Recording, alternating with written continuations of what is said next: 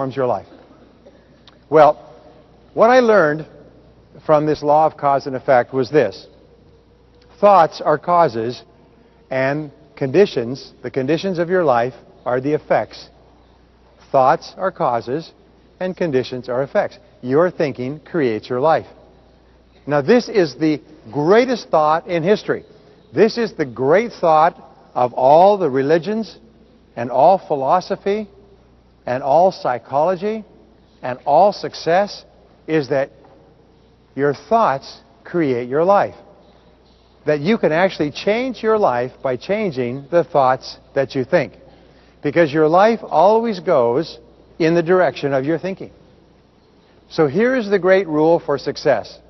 It is that you become what you think about most of the time. You become what you think about most of the time. So the question is, what do you think about most of the time? What do you think about most of the time?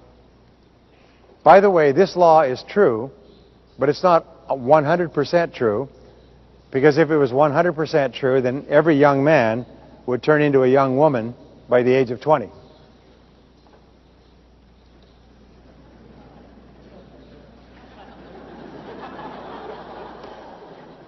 So, the question is, what do you think about most of the time?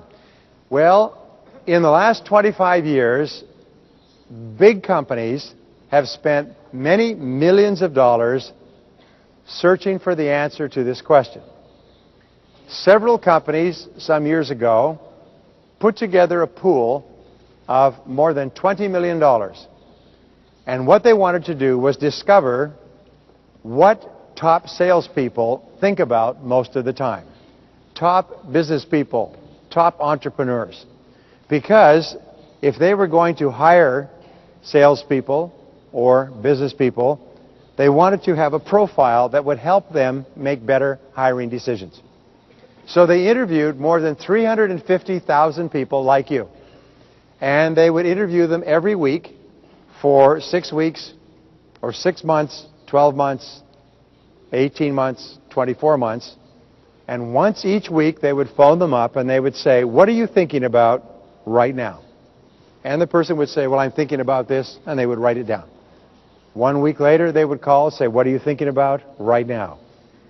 They would do this every week for many months. And gradually they began to see a profile. And they then took this group of people and they sliced them up into 10%. The bottom 10%, the next 10%, and finally the top 10%. And you are in the top 10%.